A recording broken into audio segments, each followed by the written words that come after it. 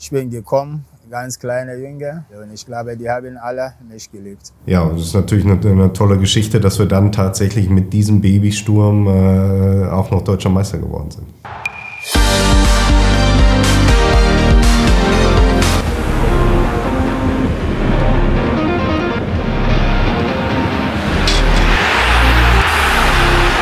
Was für eine Statistik!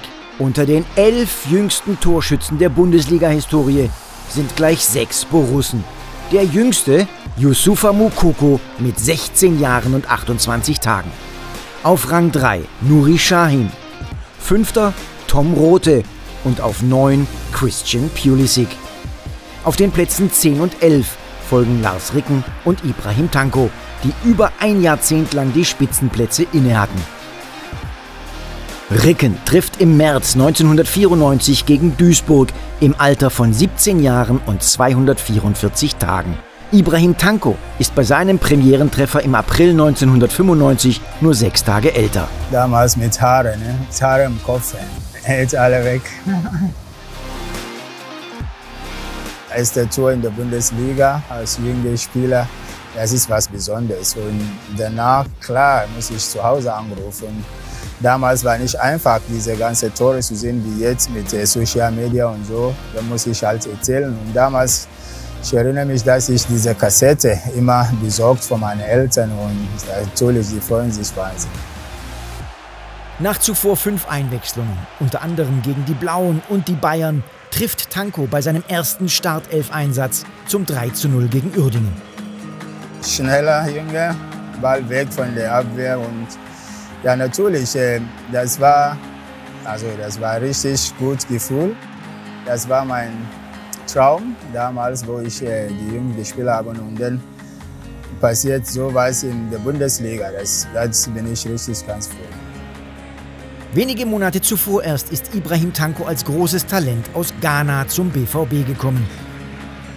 Damals war ich ganz jung. Erst einmal in Deutschland oder in Europa und die Kultur und so, aber gut, ich bin da wegen Fußball und da habe ich alles getan, dass ich diese Chance bekomme. Ich war damals dann auch einmal bei ihm zu Hause und das hat ein bisschen komisch gerochen in seiner Wohnung. Was ist los? Und dann hat er da irgendwie so einen Topf gehabt und hat da irgendwie so Wurzeln und Holz köcheln lassen und er meinte ja, das wäre dagegen, dass man sich nicht verletzen würde. Und dann hat er da immer irgendwie diese Suppe getrunken oder gegessen. Und das hat aber dementsprechend auch gerochen in der Wohnung. Ich habe immer an Andreas Möller geguckt, wo ich bei der ersten Mannschaft bin, weil ich finde, dass er so ein geiler Fußballer ist. Und wo ich auch bei der A-Jugend bin, gucke ich immer ran, dass ich was von ihm sehe. Und also Andreas Möller ist einer von meinen Idolen. Das Pech einiger etablierter Spieler spült die jungen Himmelsstürmer Ibrahim Tanko und Lars Ricken früher als gedacht ins Rampenlicht.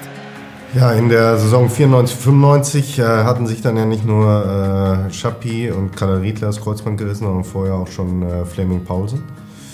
Und ja, Ibrahim Tanko und ich hatten das Glück, dass wir mit Ottmar Hitzfeld einen Trainer haben, der ja, mehr oder weniger symbolisch mit den Schultern gezuckt hat. Gesagt hat, ja, ist zwar alles blöd und ärgerlich, aber dann spielen wir halt mit Tanko und Ricken. Ja, und so wurde der Babysturm dann eben geboren. Ja, und das ist natürlich eine tolle Geschichte, dass wir dann tatsächlich mit diesem Babysturm auch noch Deutscher Meister geworden sind. Also Hitzfeld ist wie Papa gewesen bei mir. Ja, Gott sei Dank, wir haben auch Ottmar Hitzfeld nicht enttäuscht, dass er uns diese Chance gegeben hat. Jugend heißt ja auch, ja, ein gewissen Maß an Unbekümmertheit zu haben. Und das hatten wir. Ja. Ich glaube, wir haben uns da gar nicht großartig Gedanken darüber gemacht. Ich bin auch noch nebenbei zur Schule gegangen. Wir sind von der Mannschaft super aufgenommen worden, weil die, glaube ich, auch gemerkt haben, gerade echt eine schwierige Situation, aber die beiden können uns helfen.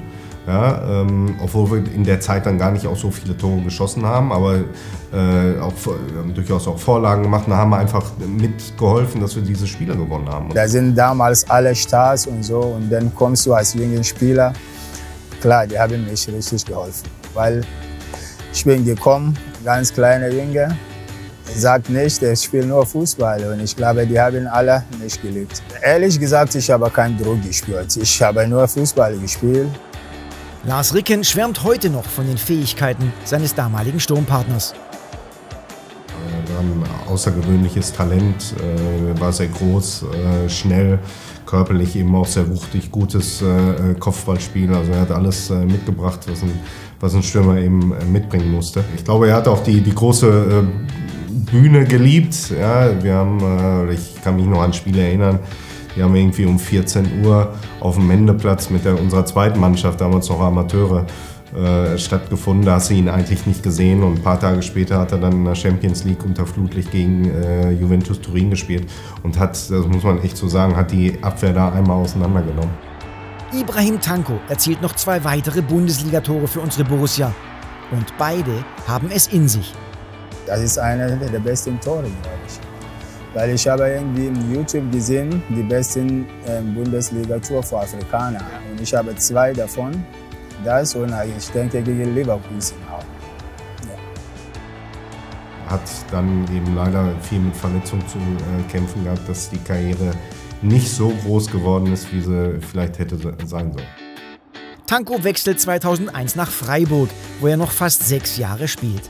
Seine deutschen Wurzeln aber hat er in Dortmund geschlagen. Ich bin dadurch Deutscher geworden. Ich habe meine Kinder da alles. Ein erster Mädel und der zweite Junge, Amar, sind in Dortmund geboren und die dritte in Freiburg. Klar, die sind Dortmund-Fan immer, wenn Dortmund spielt. Nach seiner aktiven Karriere ist Ibrahim Tanko Trainer geworden. Seit 4 Jahren ist er für die U23-Nationalelf in Ghana verantwortlich. Aber wann immer es die Zeit zulässt, spielt er noch für die BVB-Legendenmannschaft. Schließlich gilt, einmal schwarz-gelb, immer schwarz-gelb.